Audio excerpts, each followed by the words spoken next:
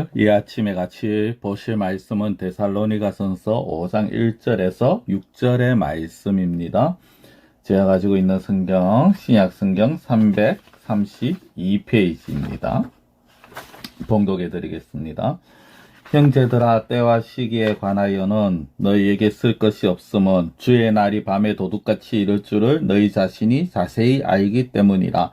그들이 평안하다 안전하다 할 그때 임신한 여자에게 해산의 고통이 이름과 같이 멸망이 갑자기 그들에게 이르리니 결코 피하지 못하리라.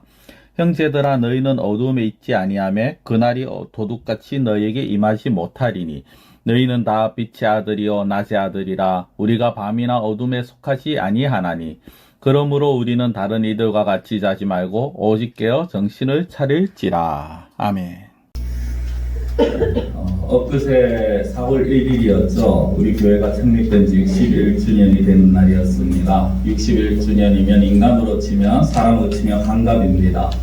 요즘은 워낙 이제 삶 수명이 늘어나다 보니까 환갑잔치를 따로 안 한다고 말을 할 정도입니다만은, 그러나 61년 굉장히 오랜 기간이라는 것은 부인할 수 없습니다. 그런 생각을 해봤습니다. 제가 만약 환갑이 되면 앞으로 한 8, 9년 정도 남았는데요. 한 9년, 10년 지나면서 아마 환갑이 되면 어떤 생각을 할까? 제가 이때까지 살아온 것들을 쭉 돌아보겠죠. 그리고 또 이제 남은 삶을 어떻게 살아야 될 것인가? 라는 것도 생각해 볼 것 같습니다. 교회도 마찬가지입니다. 교회가 이제까지 61년 지나오면서 하나님께서 분명히 인도하여 주셨기 때문에 61년을 보낼 수가 있었는 것이죠. 요즘 교회 보면은 많은 교회들이 생겨납니다. 그것도 많은 교회들이 몇 년이 되지 못해서 문을 닫기도 합니다. 그만큼 힘들어가는 이런 시대입니다. 어떤 종교시설을 운영한다, 또 교회를 세운다, 목회를 한다, 굉장히 힘이 드는 그런 시대에도 불구하고 하나님께서 61년을 이렇게 유지를 시켜주시고 인도해 주셨다. 분명히 하나님의 크신 은혜입니다.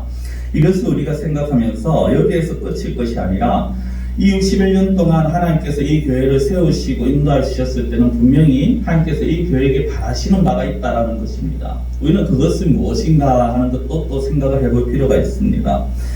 어떤 교회들은 정말 자기들의 어떤 인간적인 생각으로 세워졌다가 그리고 문을 닫기도 하고, 또 어떤 교회는 하나님의 뜻을 드러내는 그런 교회도 있기도 합니다. 이를 저는 다르게 표현을 해봤습니다. 어떤 교회는 분명히 깨어있는 교회가 있는가 하면 어떤 교회는 잠자는 교회도 있다라는 것입니다. 잠잔다라는 것을 좀 심하게 말씀드리면 어떤 교회는 혼수 상태로 있는 교회가 있다라는 것입니다. 혼수 상태 아시죠? 분명히 살아서 숨은 쉬고 있습니다만 정신을 차리지 못합니다. 의식불명입니다. 살아있으나 살아있다라고 말할 수 없는 그런 교회가 있다라는 것입니다. 이게 조금 과하게 들릴 수 있지만 실제 살아있으나 죽었다라고 평을 받는 그런 교회들이 있습니다. 성경에도 그런 교회가 나오죠. 요한계시록에 보면은 예수님께서 7교회를 그 소아시아 지역에 있는 7교회를 이제 편지를 보내시는데 말씀을 하시는데 그 교회 중에 한 교회에게 이렇게 평가를 하십니다. 요한계시록 3장 1절에서 3절 말씀입니다. 4대 교회의 사사에게 편지하라. 하나님의 7영과 7별을 가지시니가 이르시되 내가 네 행위를 아노니 네가 살았다 하는 이름은 갔었으나 죽은 자로다. 너는 일깨어 그 남은 바 죽게 된 것을 굳건하게 하라. 내 하나님 앞에 네 행위의 온전한 것을 찾지 못하였노니 그러므로 네가 어떻게 받았으며 어떻게 들었는지 생각하고 지켜 회개하라. 만일 일깨지 아니하면 내가 도둑같이 이르리니 어느 때에 네게 이르는지 네가 알지 못하리라. 3장 1절 보면 4대 교회의 사사라고 말을 합니다. 4대 교회에게 편지를 보내는 겁니다. 이 4대 교회를 향해서 예수님의 평가는 무엇이냐? 네가 살았다고 하지만 실상은 죽은 교회다라는 것입니다. 그러면서 일깨어 있으라라고 말씀하시고 그렇지 아니하면 예수님이 언제 다시 오실지 알지 못한다라는 것입니다. 이것을 국회에서 그럼 일깨어 있으면 예수님이 다시 오시는 날을 알 수 있구나, 이것이 아니라 깨어있지 아니하면은 예수님이 부지불식간에 오실 때 그것을 미처 깨닫지 못하여서 부끄러움을 당할 수 있다라는 겁니다. 오늘 말씀 이 데살로니가전서 5장에 있는 말씀도 마찬가지입니다. 4대 교회에게 일깨어 있으라고 하신 말씀이 오늘 본문의 마지막 6절에도 보면 오직 깨어 정신을 차리라 라는 말씀이 동일하게 나옵니다. 깨어있다라는 것이 무엇입니까? 자지 않고 있다라는 것입니다. 그러나 더 나아가서 정신을 차리는 것을 의미를 합니다. 다시 뒤에 가서 설명을 드리겠습니다만은 잠을 안 자고 있다고 해서 무조건 깨어있다라고 말할 수는 없습니다. 우리는 깨어있는 자가 되어야 합니다. 왜냐하면 깨어있어야지 하나님이 원하시는 것이 무엇인지를 알 수 있고 깨어있는 자만이 하나님이 원하시는 일을 행할 수가 있기 때문이라는 것입니다. 그럼 왜 데살로니가 교회에게 오늘 하나님께서 깨어있으라고 말씀을 하셨느냐? 오늘 데살로니가서서 5장 1절에서 6절 본문이나 또 요한계시록이나 깨어있으라 말씀은 같은 단어를 사용합니다만은 그러나 그 배경에는 약간의 차이가 있습니다. 요한계시록에는 사대교회 말만 있는 교회, 이름뿐인 교회, 그냥 허울뿐인 교회에게 주신 모습이 말씀입니다. 쉽게 말씀드리면 그냥 형식적인 예배만 드리고 형식적으로 신앙생활하는 자들에게 주시는 말씀이다라는 겁니다. 그러나 반면에 오늘 본문에 있는 이 교회 데살로니가 교회는요, 마지막 시대에 일어날 핍박에 대해서 너희들이 이 핍박을 어떻게 이겨내야 될 것인가, 이 마지막 시대에 어떤 핍박이 있을 것인가를 말씀해 주는 것이 바로 데살로니가 전서와 후서입니다. 그 가운데 마지막 때가 있을 것이고 그리고 그 끝에는 예수님이 다시 오실 것이 확실하니까 너희들이 그 예수님의 다시 오심에 대한 소망을 가지고 이 마지막 시기를 이겨내라, 핍박을 이겨내라 라는 말씀입니다. 그러면서 예수님의 재림에 대해서 호기심을 가질 필요가 없다라는 거죠. 언제 오실지 너희들이 생각할 필요가, 관심을 가질 필요가 없다라고 말씀합니다. 자, 본문 1절을 다시 한번 말씀을 드리면 이렇게 나옵니다. 형제들아, 때와 시기에 관하여는 너희에게 쓸 것이 없음은, 때와 시기라는 것은 예수님이 다시 오실 때를 의미합니다. 근데 여기에 대해서 쓸 것이 없다라는 것은요, 첫째는 바울이 알지 못한다라는 겁니다. 이 신약 성경이 27권 중에 13권을 썼는 그 바울조차도 예수님이 언제 오실지 알지를 못합니다. 알 수 없는 것을 억지로 말할 수 없다라는 것이죠. 그리고 또 쓸 것이 없다라는 두 번째 의미는 너희가 알 필요가 없다라는 의미입니다. 우리는 마지막 시기에 관하여서 하나만 알고 있으면 됩니다. 그것이 무엇이냐면 예수님이 반드시 다시 오신다라는 것입니다. 그리고 그 외의 것은 우리가 알 수도 없을 뿐더러 알 필요도 없는 것이죠. 이 말씀을 바울만 했느냐? 예수님도 이런 말씀을 하셨습니다. 사도행전 1장 7절에 보면 이렇게 말씀하십니다. 이르시되 때와 시기는 아버지께서 자기의 권한에 두셨으니 너희가 알 바 아니요. 쉽게 말씀드리면 때와 시기는 너희가 알 바 아니다, 이렇게 요약을 할 수가 있습니다. 예수님이 부활하신 후에 제자들이 모여서 예수님 이제 이 이스라엘을 회복하실 때가 지금입니까? 라고 그렇게 질문을 던집니다. 그들은 그 세상적인 이스라엘이라는 국가를 생각했습니다. 그러나 예수님은 마지막 재림의 때를 말씀하시죠. 그리고 그 때와 시기는 누구의 권한? 하나님의 권한이다 라고 말씀합니다. 즉 우리가 언제 예수님이 다시 오실까 이걸 궁금해할 필요는 없습니다. 그러나 예수님이 과연 오실까라는 의심을 해서는 안 된다라는 것입니다. 앞서도 말씀드렸습니다만 분명한 것은 예수님이 다시 오십니다. 우리가 그 때가 언제냐에 대해서 왈가왈부할 필요가 없습니다. 그것은 사단이 성도들을 미혹하는 수단이죠. 1999년도에 담이 선교를 갖고 있었습니다. 다가올 미래를 예비하라. 그래서 많은 사람들이 자신들의 모든 집의 재물을 다 팔아서, 농밭, 집 다 팔아서 그 선교에 갖다 바칩니다. 그러나 결국 오지 않고 그 교수는 사기죄로 징역형을 살다가 나왔죠. 우리는 그런 것에 대해서는 알 필요가 없습니다. 이제까지도 알 필요도 없었고 앞으로도 누군가가 예수님이 어디에 오신다더라, 언제 오신다더라 하는 말을 듣게 된다면 그냥 코도숨을 치워버리면 그만인 것입니다. 다만 성도들이 해야 할 일이 있습니다. 그것에 대해서 때와 시기에 대해서는 알 필요 없지만 마지막 때에 성도로서 가져야 할 삶의 자세가 있다는 것입니다. 그것이 무엇이냐? 바로 깨어있는 것입니다. 자, 본문에 깨어있다, 깨달아는 이 말이 신약 성경에 한 33번이 나옵니다. 근데 그 중에 어떤 육신의 삶, 또 아니면 사망, 이런 것, 죽음과 관련해서 나온 것들이 6번이 되어지고요. 나머지는 영적인 부분입니다. 즉, 다르게 말씀드리면 신앙인의 삶에서 관하여서 말씀을 하고 있는 것입니다. 영적으로 자지 말고 깨어있으라라는 겁니다. 자, 성도 여러분, 우리는 분명히 살아있는 자들입니다. 그러나 지금 제가 살아있다라고 말씀드리는 건 육신의 생명을 말씀드리는 것이 아닙니다. 우리는 영적으로 새 생명을 얻은 자들입니다. 다르게 말씀드리면 불신자들은 영적으로 죽은 자들입니다. 그들은 영원한 지옥에 갈 수밖에 없는 자들입니다. 그러나 하나님께서 저와 여러분들에게 새 생명을 주셨죠. 영원한 생명을 주셨습니다. 그렇기 때문에 그 영원한 생명을 받은 우리가 깨어있지 아니하면 하나님의 뜻을 알 수 없다라는 것입니다. 하나님의 뜻을 알 수 없으면 어떻게 됩니까? 내 뜻대로 살아간다.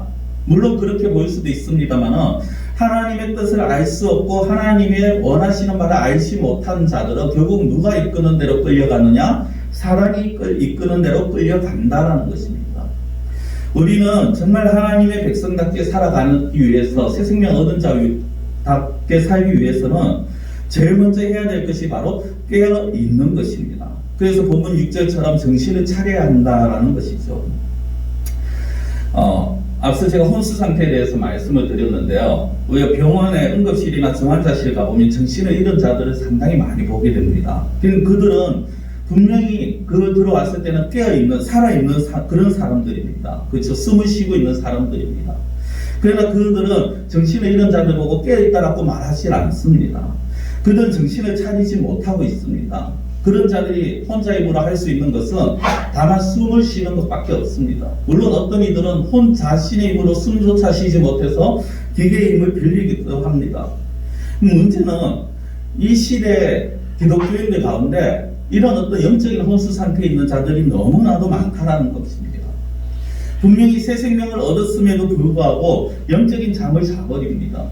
정신을 놔버립니다. 그러다 보니까 하나님이 원하시는 삶을 살아야 하는데 그렇게 하지 못하더라는 겁니다. 영적인 혼수 상태. 육신의 생명을 가지고 겨우 숨만 쉬어갑니다. 그러다 보니까 이 어둡고 악한 세상에서 빛으로서의 역할을 하지를 못하는 거죠. 할 수가 없는 거죠. 하기에 너무나도 버겁다라는 겁니다. 자, 본문 5절과 6절을 제가 다시 한번 봉독해 드리겠습니다. 너희는 다 빛의 아들이요 낮의 아들이라. 우리가 밤이나 어둠에 속하지 아니하나니 그러므로 우리는 다른 이들과 같이 자지 말고 오직 깨어 정신을 차릴지라. 우리에게 무엇이라고 말씀합니까? 저와 여러분들에게 빛의 아들이고 낮의 아들이라고 말씀하면서 자지 말라, 정신 차리라 라고 말합니다. 여기에서 빛의 아들이고 낮의 아들이라고 말씀하면서 6절에 우리는 다른 이들과 같이 했을 때 다른 이들은 불신자들을 말합니다. 그들은 어둠에 속한 자들이고 그들은 잠을 자고 있는 자들입니다. 그러나 우리는 아니라는 거죠. 빛에 속한 자들, 빛의 자녀들이기 때문에 빛의 자녀답게 살아야 되는데 그러기 위해서 해야 되는 건 정신을 차리는 것입니다. 그러면 어떻게 하는 것이 정신을 차리는 것이냐? 간단합니다. 기도입니다. 정답은 기도입니다. 자, 예수님이 제자들에게 하시는 여러 가지 말씀들이 있었는데 자주 하신 말씀, 그리고 중요하게 하신 말씀 중에 하나가 무엇이냐면 깨어 기도하라라는 것입니다. 특히 예수님께서 가장 큰 문제가 있을 때는 항상 제자들에게 문제 앞에서 기도하라고 말씀합니다. 자, 그 중에 하나가 마태복음 26장인데 마태복음 26장 38절에 이런 말씀을 하십니다.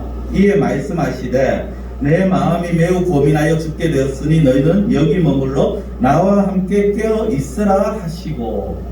자, 여기 마지막에 나와 함께 깨어 있으라, 이것을 우리가 좀 생각해 봐야 합니다. 이 마태복음 26장 38절은요 예수님이 십자가에 달리시기 전에 로마 군인들한테 잡히시기 전에 겟세마네 동산에 기도하러 가시면서 세 명의 제자를 특별히 데리고 갑니다. 베드로와 야고보, 요한을 데리고 갑니다. 그리고 그 산에서 한쪽에 이르렀을 때 그곳에 이 제자들에게 이런 말씀을 하시고 예수님이 따로 좀 떨어져서 기도하러 가십니다. 그런데 예수님께서 제자들에게 이렇게 말씀합니다. 머물러 나와 함께라고 합니다. 분명히 예수님은 지금 제자들과 같은 자리가 아니라 같은 산입니다만은 좀 떨어져서 기도하러 가시는데 왜 함께라고 하셨을까? 그리고 또 하나 더 있습니다. 왜 기도하러 가시면서 내가 기도하러 가겠다가 아니라 왜 제자들에게 깨어 있으라 라고 그렇게 말씀을 하실까요? 내가 기도하러 가니까 혹시 로마 군인들이 나를 잡으러 오면 너희들이 나를 지켜야 된다. 그러니까 깨어 있으라. 이런 말씀이 아닙니다. 여기에서 깨어 있으라는 것은 단순하게 잠자지 말라라는 것이 아니라 내가 지금 기도하러 갈 것이다. 그러니까 너희들도 이곳에서 정신 차리고 깨어서 너희들도 기도해야 된다라는 것을 말씀을 하는 겁니다. 비록 거리적으로는 좀 떨어져 있을지라도 내가 기도할 때 너희들이 기도하면 그것이 함께 깨어 있다라는 것을 말씀을 하시는 겁니다. 그래서 마태복음 26장 그 뒤에 41절에 보면 이런 말씀을 합니다. 시험에 들지 않게 깨어 기도하라. 마음에는 원이로되 육신이 약하도다 하시고, 마음에는 원이로되 육신이 약하도다, 이 말은요 참 신앙인들이 조금만 신앙생활 했다 하는 사람들이 굉장히 많이 쓰는 그런 단어죠. 내가 뭘 하고 싶은데 육신이 약했어. 그런데 그 앞에 보시면 이렇게 말씀합니다. 시험에 들지 않게 깨어 기도하라. 이게 잘 보시면 깨어 있어야 되는 이유가 뭐냐? 기도하기 위해서인데 왜 깨어서 기도를 해야 되느냐? 시험에 들지 않게 하기 위해서다. 역으로 쉽게 말씀드리면요, 우리가 깨어서 기도하지 않으면 우리는 시험에 들 수밖에 없다라는 것입니다. 그것이 인간이라는 겁니다. 어떤 이들은 아이고 기도 안 해도 내가 잘 살고 기도 안 해도 재앙 있고 기도 안 해도 유혹이 안 넘어가 라고 말합니다만, 그러나 예수님은 다르게 말씀합니다. 우리가 깨어있지 아니하고 정신 차리지 않고 우리가 기도하지 않으면 우리는 사단의 유혹에 시험에 넘어갈 수밖에 없는 존재라는 것입니다. 성도님, 시험에는 제가 몇 번 말씀을 드렸습니다만 두 가지가 있습니다. 테스트와 유혹입니다. 테스트는 더 성장시키기 위한 훈련의 한 과정입니다. 그러나 유혹은 무엇입니까? 내가 누군가를 유혹한다, 우리가 누군가를 유혹한다 할 때 그 유혹은 무엇을 말합니까? 그 사람으로 하여금 넘어지게 하고 죄를 짓게 하는 것입니다. 유혹은 하나님이 주시는 것이 아니라 사단이 주는 것이죠. 여기에 시험에 들지 않게라고 하신 예수님의 말씀은 유혹에 넘어지지 않게라는 것입니다. 유혹은 성도로 하여금 성도답게 살지 못하게 합니다. 그럼 이걸 누가 주는 것입니까? 사단이 주는 것이죠. 특히 마태복음 26장, 제가 38절 41절 읽어드렸는 이 26장은 예수님이 십자가에 잡히시기 전에 겟세마네 동산에 기도하러 가실 때입니다. 이후에 예수님이 잡히시고 군병들이 제자들 잡으려고 혈안이 되어집니다. 그래서 그 유혹, 그 위험 속에서 너희들이 이겨내려면 어떻게 되느냐? 기도해야 된다라고 말씀을 하시는 겁니다. 그러나 베드로를 위시해서 다른 제자들이 그 예수님의 말씀을 깨닫지 못합니다. 그들은 육신의 피곤함을 이기지 못하고 잠이 듭니다. 기도해야 할 때 기도하지 못합니다. 아니합니다.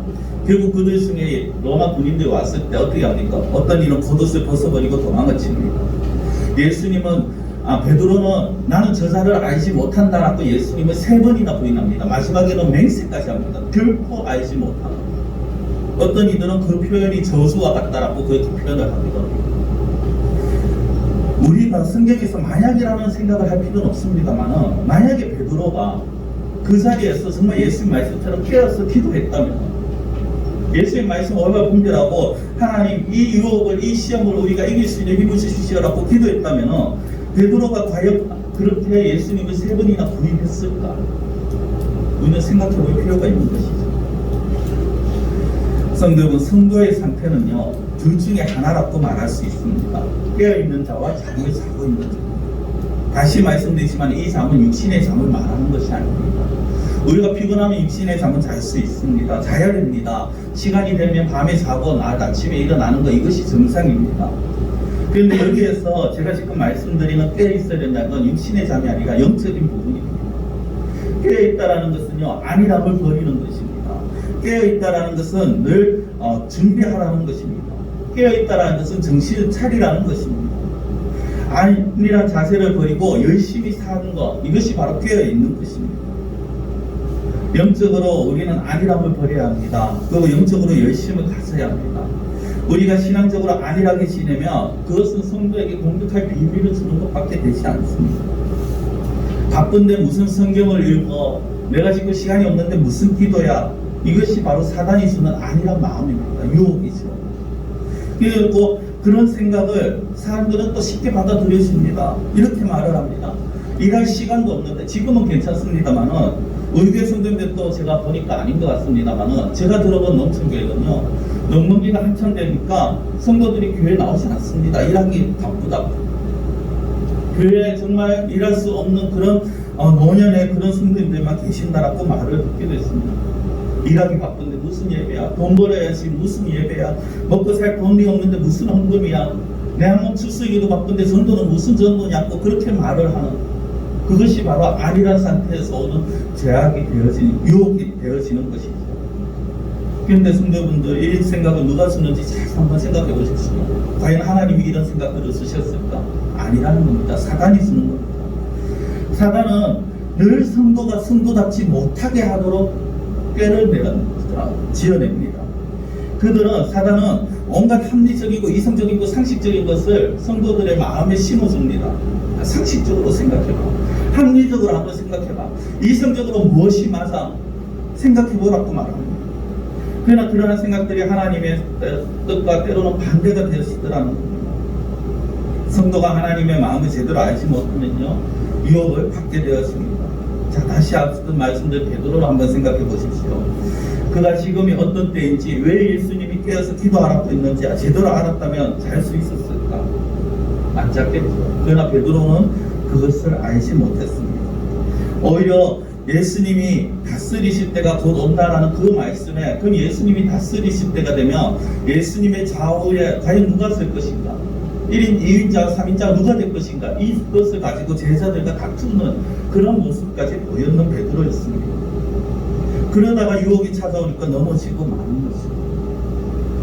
성도 여러분, 지금 이 시대에도 여전히 우리에게 유혹이 옵니다. 어떤 방법으로든 하나님의 백성답게 살지 못하게 유혹이 옵니다. 어떤 방법으로든 하나님 앞에 온전히 예배드리지 못하도록 하는 유혹이 찾아옵니다. 어떤 식의 마귀는 그럴듯한 속임수, 또 그럴듯한 말들, 그리고 세상에서 말하는 그 합리적이다, 이성적이다라는 그런 것들로 성도들을 성도답지 못하게 그렇게 만들어갑니다. 이렇게 생각해 보시기 바랍니다. 그런데 그럴 때 이 유혹들을 어떻게 해서 이겨낼 수 있느냐? 결국에는 오늘 본문 말씀처럼 깨어서 기도하는 것 외에는 방법이 없다는 것입니다. 근데 이런 분들 계시죠? 아, 나 기도할 줄 몰라. 기도하는 방법을 몰라. 아, 기도가 되지 않아.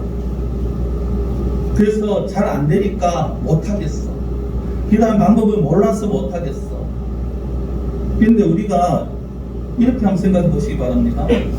갓난아기가 있습니다. 이 아기가 시간이 조금 지나서 기어다니기 시작합니다. 야, 잘 긴다. 그래, 이제 기니까 빨리빨리 뛰어. 일어나, 뛰어. 겨우 돌된 아이 보고 일어나 뛰어라고 말하면 그것이 가능할까요? 이제 겨우 걸음마를 아장아장 하는 애 보고 뛰어다니라고 말하면 그것이 가능합니까?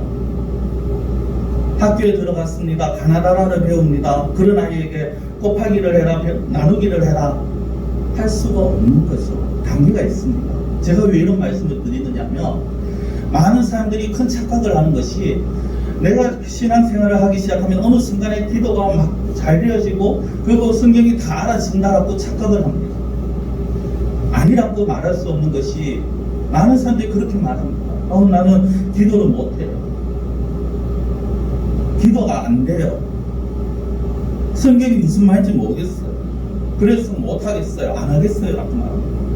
해보지 않고 안 하겠다라고 말을 합니다. 이제 겨우 걸음마를 떼는데 뛰어다니지 못한다고 나는 할 수 없다라고 그렇게 말을 합니다. 아니죠. 한 단계 한 단계 하면 됩니다. 제가 무슨 말씀을 드리는지 아시겠습니까? 성도에게 있어서 가장 문제가 무엇이냐면, 못하는 게 아니고 안 하는 것이 문제인 것입니다. 하지 않습니다. 하지 않고는 안 한다라고 말합니다.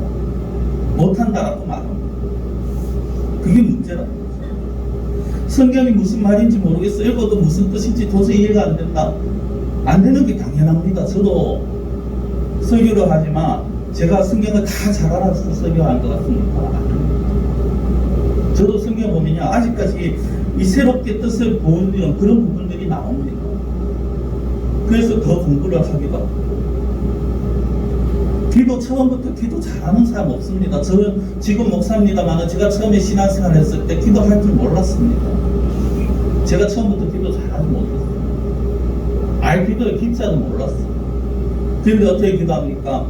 하나씩 하는 겁니다. 세 가지만 붙들고 하면 됩니다.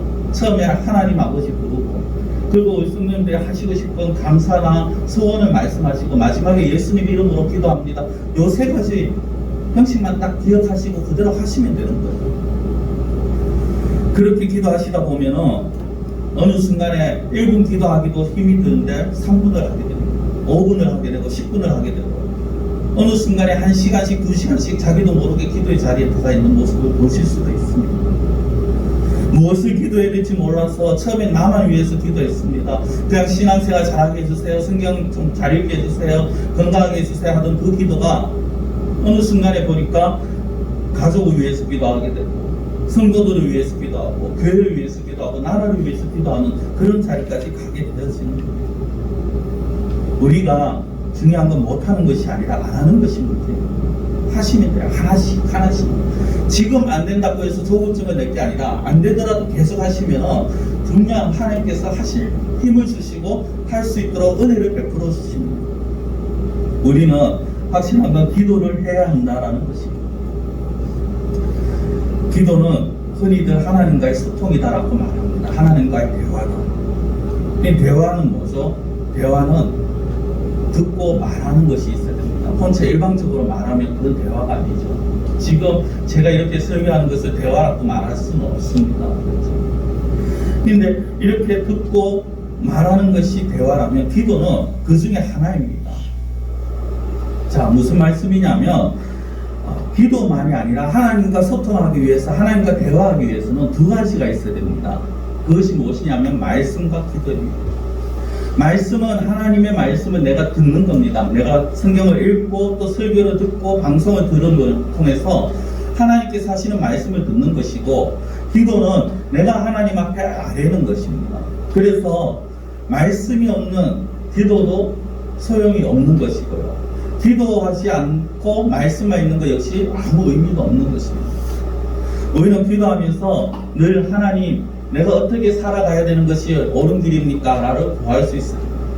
그리고 말씀을 읽다 보면 하나님께서 그 말씀 가운데 하나님의 뜻을 보여주시고 우리가 어떻게 살아가야 할지를 가르쳐 주십니다. 자, 빌립보서 2장 13절에 이렇게 말씀하십니다. 너희 안에서 행하시는 이는 하나님이시니 자기의 기쁘신 뜻을 위하여 너희에게 소원을 두고 행하게 하시나니. 우리 안에서 하나님이 일을 하십니다. 그 일을 하기 위해서, 기쁘신 뜻을 이루기 위해서 우리에게 소원을 두고 행하게 하신다라고 말씀을 하십니다.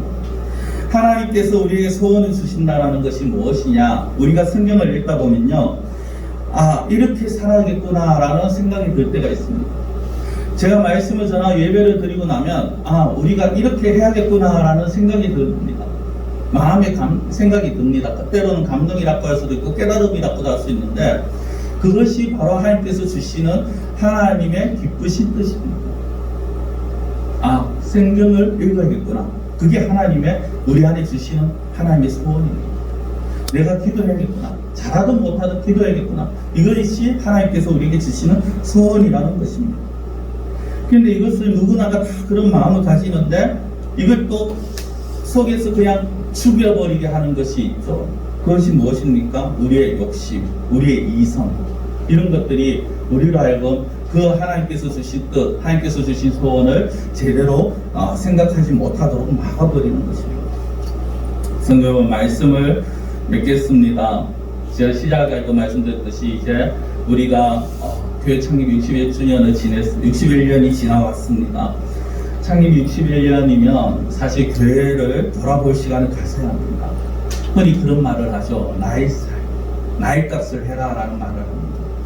사람이 나이가 어느 정도 들면 그 나이에 걸맞는 생각과 행동을 해야 합니다.